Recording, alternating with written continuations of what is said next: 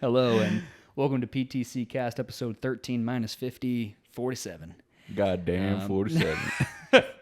Today, Chris and I talk about dragging yourself through stuff, man. If you don't feel like it, not to be a jerk, but who cares? Do it. Yep. It's not about the way you feel. It's about the things that you need to do. And before you misquote me and talk about toxic masculinity or something like that, please listen to the whole episode. Yeah. I think it might change your mind a little bit, man. But we answer a question at the end. This episode and every other episode is brought to you by ProgressThroughChange.com, where you can get your 4 Easy Habits for Fat Loss guide. And man, my absolute favorite thing about that fat loss guide, it's applicable for anyone on this planet. Absolutely anyone. I mean, it doesn't matter who you are. It's applicable to you. You can download it and benefit from it. You can apply those habits and benefit from it. Oh, yeah. You know? And so I think that's one of the coolest things is this is like, it's just these general rules of thumb that will make the difference when you do them consistently and let them compound. I'm not over here trying to sell you losing 30 pounds in 10 days because I don't believe in that bullshit, man. If you're going to lose weight here, we're going to keep it off. If you're going to lose fat here, we're going to keep it off.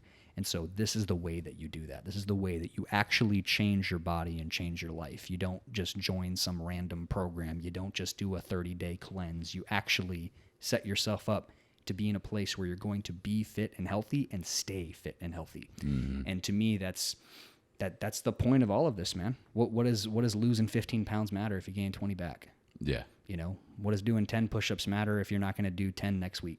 You know what I mean? So we hope you enjoy the episode. Is it easy or hard for you to get out of bed in the morning? Are you a quick riser, or do you snooze a couple times? Like, I don't ever snooze. I haven't been the quickest riser yet, but I'll wake up or I'll like get up within the first 5 minutes. Okay. You know, if I sleep 8 hours, then yeah, you know, I'll pop up with like a sense of urgency.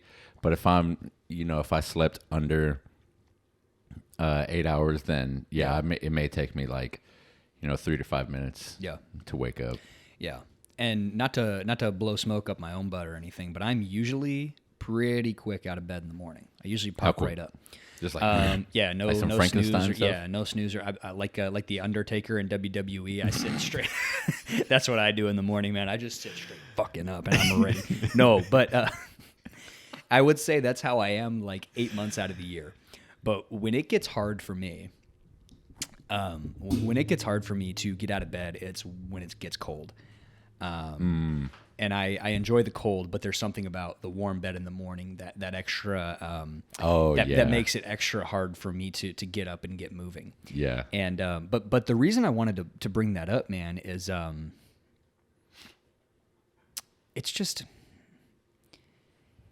you ever heard the phrase like you have to listen to your body? Yeah. You ever heard someone say that? Yeah. I think there's truth there, man, but I don't know about you, but dude, if I listened to my body, I would probably sleep in on all of those days. I would probably stop my workouts like halfway shy. I probably wouldn't work out half the time. I would stop at the Taco Bell on Preston on my way home from work every day because that's what my body tells me it wants. Yeah. I mean, maybe not craving, but I guess my point being there is I think sometimes the phrase "you have to listen to your body" gets a little bit misconstrued or misinterpreted as or maybe an excuse. As I need to take the easy path, or Yeah. I need to take the comfortable path. And that's a hard thing to know because sometimes, you truthfully do need a rest day. Sometimes you truthfully do need a cheat meal. Sometimes you truthfully need some of those things. But it's like, I found since it's not even cold yet, but, it's been whatever, like 60s in the morning here. That's cold for Texas. Yeah, for us. Yeah, for us, man. And so in the mornings, like, it will get colder, but where I'm trying to go with this is like in the mornings, I've already been dragging a little bit. So I would say this last week, all 4 days, I had to choose what I needed to do, what I wanted to do in the grand scheme of things, not what my body was telling me to do. My body was telling me to go back to sleep. My body was telling me not to work out. My body was telling me to stay in bed. And so where I'm trying to go with that, all of that, man, to move somewhere with that is, I think it's okay to drag yourself. I think it's okay to make yourself. I think it's okay to sometimes look at your health, your wellness, your fitness as a job, as a chore, as something that you need to check. And that doesn't mean it can't be fun. That doesn't mean it's miserable. Yeah. But people want to toss around the word like discipline all the time. And that's great. I love that word. Love Jocko. But do you consider someone disciplined when they show up to work 5 days a week? Do you consider someone disciplined when they feed their dogs every morning and evening? Do you consider someone disciplined when they brush their teeth? Do you consider someone disciplined when they clean their car? You know, those are more like, I don't want to sit here and say the bare minimum, but those are more like you just do it. Yeah, you just do it. It's not necessarily about like, do I want to? Yeah, it's not necessarily about that. Do I feel like it? Do I want to? And like, I know that's all easier said than done, but I feel like that's something that's really overlooked, man, is learning how to drag yourself a little bit. And then you won't always have to. And I don't know about you, but I've never had, and I don't think I will ever have, a workout that I did that I felt worse after. Oh, yeah. Even if I'm supposed to be deloading, even if something hurts, even if I'm injured and I'm doing the bare minimum. Like, I mean, dude, when I had the hernia surgery, my doctor listens to this, so but dude, day after hernia surgery, I was doing calf raises. Bring, bring. Dude, I was doing calf raises, grip training, and then I literally bought like those old school like grip trainers. Yeah. And I bought like a little rubber thing that you put your fingers around so I could train extension. Wow. So I was out here, dude. I was out here training grip strength. I was out here training extension, and I was out here doing calf raises. My point being, like, I don't know. That was a little bit of a tangent, but my point being, man, it's just so many people like don't because they don't feel like it, because they're tired, because they had a hard day, because they're dragging. It's like that's okay, man. You don't have to feel like an animal. You don't have to feel on top of it. You don't have to feel like great and ready to go. Like that's okay. I think sometimes it might get misconstrued or misunderstood that like guys like you and me and everybody else you see on social media is just fucking always on and ready to kill it and an animal and 100% there every day, and that's just not the case.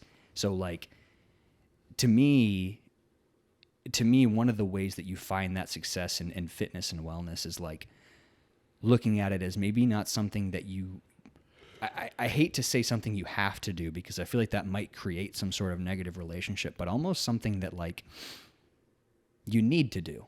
You need to brush your teeth. You need to feed your dogs. You need to go to work 5 days a week or whatever. You know what I'm saying? You need to train. Yeah. Yeah. Yeah. You need to take yourself through it. Yeah. You need to do it for you.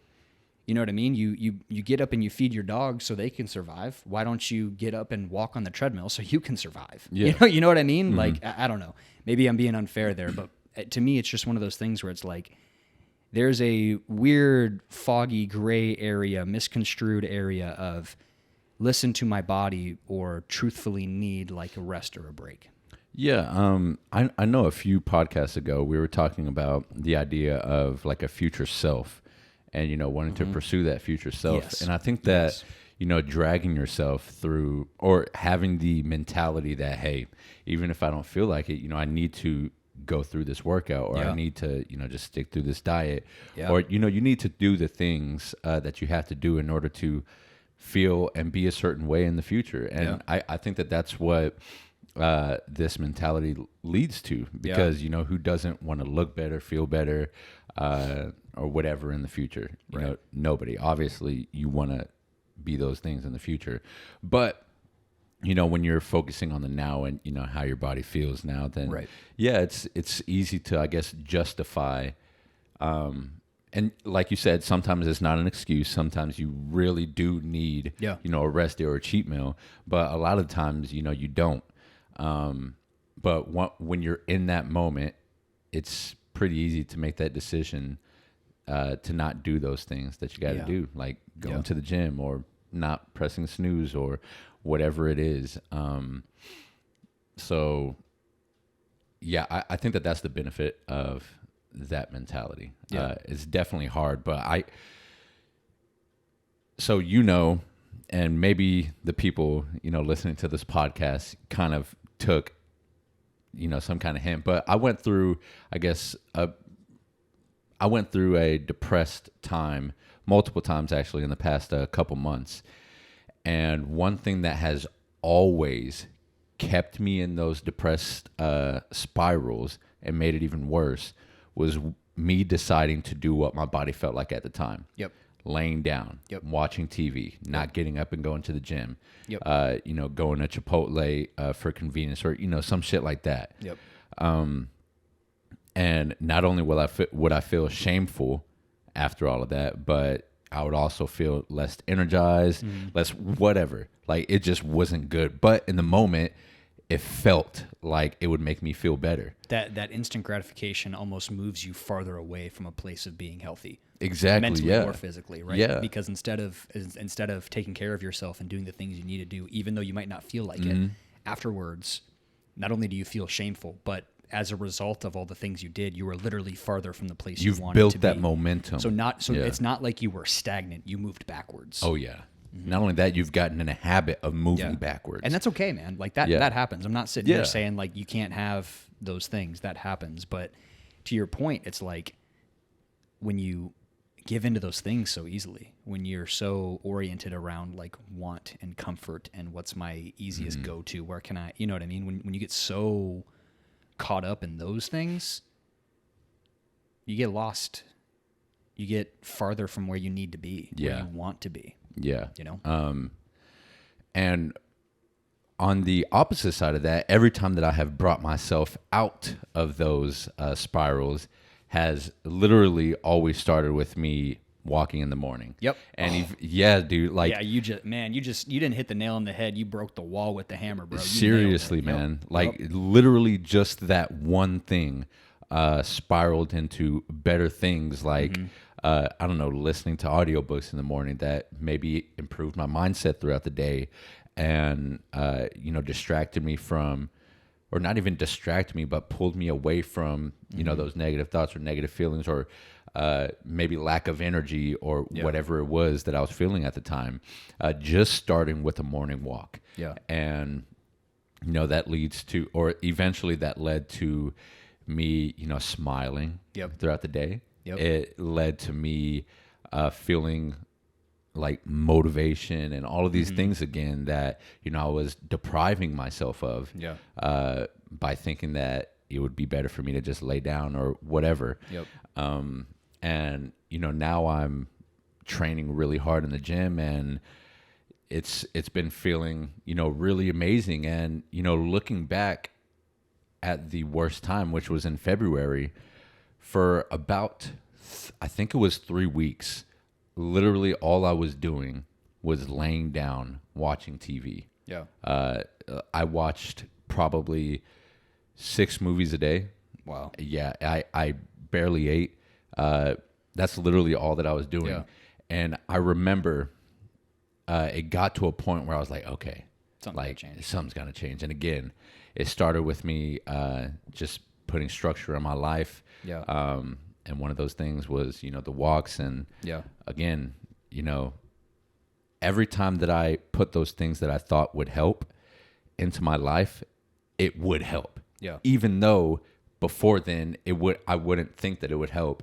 It's kind of like a leap of faith that you have to take. And sometimes it can feel really big. Like, if you're not feeling like, let's say if you're not depressed, okay? Let's say you're not depressed and you just don't feel like waking up in the morning. Sure. Well, maybe, that feels like this amount of effort, that you don't want to do, which is still, an amount of effort. Sure. It's still something that you have to, work against. You got to get not out of bed, pressing you that. put Yeah, your shoes exactly. on. Yeah, sure. It's a process. Yeah, exactly. And so maybe it's easier for you to make that right decision here.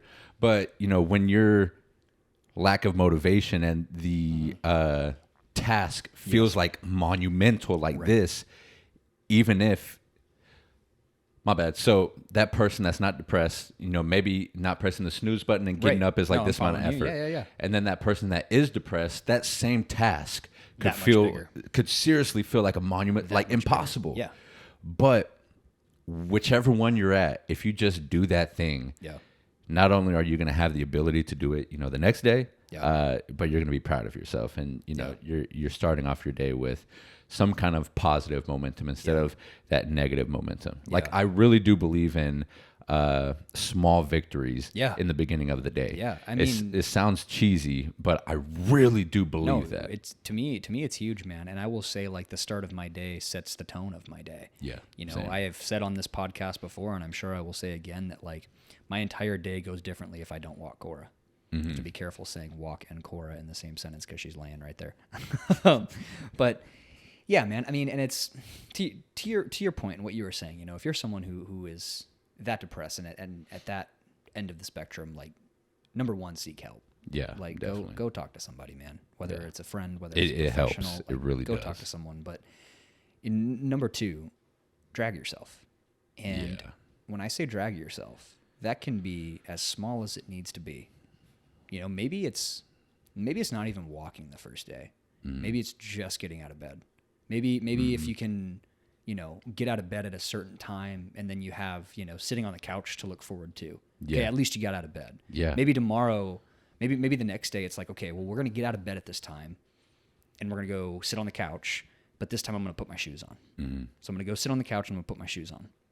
Maybe the next day we can get outside the door and we can go up and down the driveway twice. And then maybe the next day we can go to the end of the street. And then maybe you know what I'm saying? Yeah. But you don't even have to think about those next days if you just think about the first day. Yeah. And you can make that however small, however tangible, however like biteable it needs to be. You know what I mean? Like, because to your point, when that task can feel so large, the smaller you can make it, it might be more manageable. That might be your starting point, and that's okay. You know, if you're someone who wants to deadlift 315, you're not going to just show up to the gym and try to deadlift 315. Yeah. You're going to start with the bar, and then you're Yeah. going to go 95 pounds, and then you're going to get to 135, and then you get to 185, and then you're going to work your way up.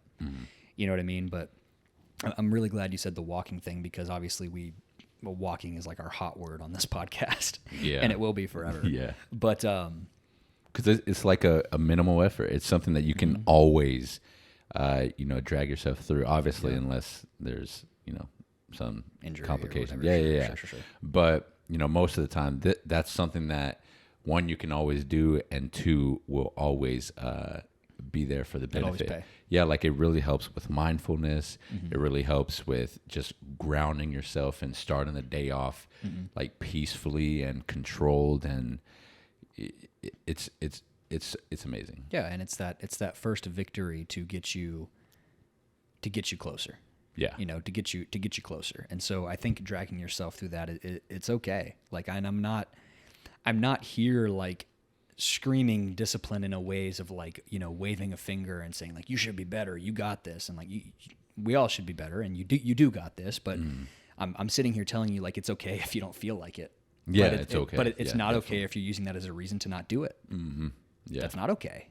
I mean, if maybe for a small period of time, maybe if you need that break, like, that's okay. But eventually, you know, if you're falling, if you're sinking quick, It's up to you. yeah, man, it's not up to anyone else. Whatever excuse, whatever deflection, whatever story you want to tell, you're the one driving the boat in it, man. You're the one reacting to things. You're the one choosing what you do every day, you know? And so when you choose the things you need to do every day, maybe you push off some of that instant gratification. I mean, instead of hitting snooze, you get out of bed. Instead of going for the cookies, you go for the protein powder. Instead of, you know what I mean? And instead of staying up late and drinking beers and playing video games, you're going to bed on time. I mean, I don't know, man, whatever it means to you. But I think it's okay to drag yourself. It's okay to not feel like it, but you still got to do it. That's not not feeling like it is not an excuse. Being tired is not an excuse. The whole world's tired, man. Everybody and their mom's tired. Yeah. You go find a 5th grader, they're tired. You go find an 80-year-old, they're tired. You go find a 40-year-old that works 100 hours a week, he's tired, she's tired. I mean, everybody's tired, man. That's okay. Like, Yeah. what's not okay is letting yourself sink. Yeah. Is letting You yourself, can't. yeah. You gotta is move. letting, yeah. You have to move. You got Forward to do movement. something, whatever that means to you. This conversation reminds me of an episode of the Joe Rogan Experience where he's talking to Michaela Peterson. I don't know. But what's his name? Wow, can't believe I forgot his name. Jordan Peterson's daughter. Yes. And Michaela was saying I'm just gonna say she, since I don't know how to say her first name. Sure. She was saying that she she knew somebody that literally could not work out because he was too tired. And Joe Rogan was like, well, what do you mean by literally? And she was saying that he just did not have the energy to do it. And Joe Rogan replied by saying, nope. Like, that's not true. That's not true. Yeah. You know what? I've seen that because... and then he asked her, like, yes. Hey, could he brush his teeth? And she was like, yes.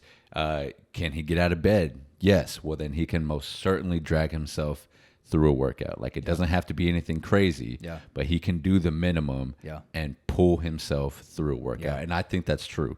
I think that's true. And not only that, I think it's important that you actually believe that sometimes you have to do the bare minimum. There is no slacking off. Or there shouldn't be any slacking off when it comes to, things like that, because again, it can lead to just bad stuff, man. And I say that because, it's led to bad stuff for me. Experienced it. Yeah, and exactly. And every time that it's gotten better, it's just from doing the bare minimum and letting that build up to whatever great thing it's going to build up to. I have a client that I train that is 84 years old. And she is. No, you're thinking of Janet. Janet's 62. Okay. Yeah. I was Dean, like, damn. Dean is 84. Yeah. We're going to cut this part. You're good. So, he's 84 years old, man. And we work out 3 days a week. And sometimes we are sitting down and standing up 10 times. Mm-hmm. Sometimes we are walking up and down the driveway. Sometimes we are doing seated calf raises with no weight. Sometimes we're standing on one leg for time. Sometimes we're sitting in the chair, rotating one way or the other. Sometimes we're curling 5-pound dumbbells. Yes. But we're doing it. Yes. We're doing it. What excuse do you have? That's what I'm saying. Yeah. He's doing it. You know what I mean? The guy, he's fallen off a roof. He's been diagnosed with polio. Like he stumbles when he walks, man. But we do what we can. Yeah. And that's the thing. Like, movement is the rival of death, man. In every context, right? In the actual obvious context of, like, the more you move, the more physically healthy you are, and then you're further from death. But, like, I mean, as far as, like, the way you feel, as far as, like, your mental health, man, like, movement is the rival of death. Mm-hmm. Like, you can't deny the way you feel after training. You can't deny the way you feel after walking. You can't deny the way that it changes your day when you do the things you need to do. Maybe not the things that you want to do, Mm-hmm. Man, like, if you're someone who struggles with sleep, like, go train hard, go dedicate yourself to something, and then come back and find me, And you're going to be knocked out. Yeah, man. And I'm not sitting here trying to dog on anybody. Like, I'm truthfully sitting here trying to say, like, it's okay if you don't feel like it. It's okay if you're tired. But it's not okay if you skipped. It's not okay if you're using that as a story or a reason why or an excuse. That none of that flies around here, man. That your expectation has to be higher for yourself. And then, I always go back to that, like, hierarchy of values, right? But it's like, where is health and where is comfort? Where is working out and where is the snooze button?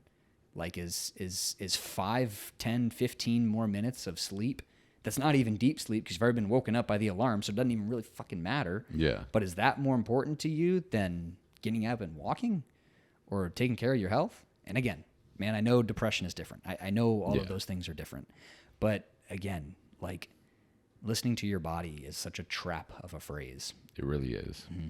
And again, when it comes to depression, every time that, and I was in some deep, deep depression, man, it would instantly feel better as soon as I just moved. And I really love that you said that, man, because that's my same solution every time. Yeah. Every time. It's like, all right, I need a better walking routine, and then we'll see what happens. Mm-hmm. Yeah, anytime that I guess I feel like my life is starting to fall apart, I always break it down to, okay, like, where are my fundamentals falling apart? like my fundamental daily routines and things like that. Right.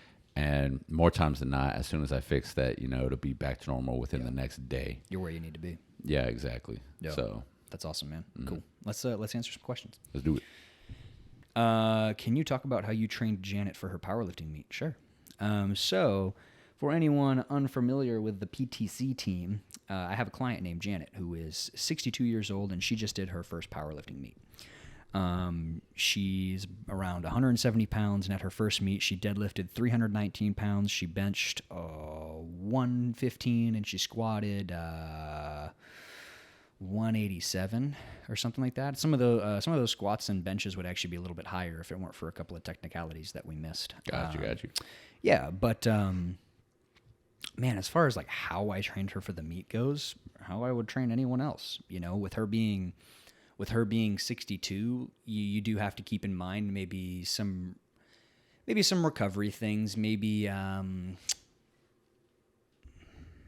recovery things, maybe some, progress expectance, trying to be a little bit more mindful of like, okay, what can we actually do given the tools we have? Mm-hmm.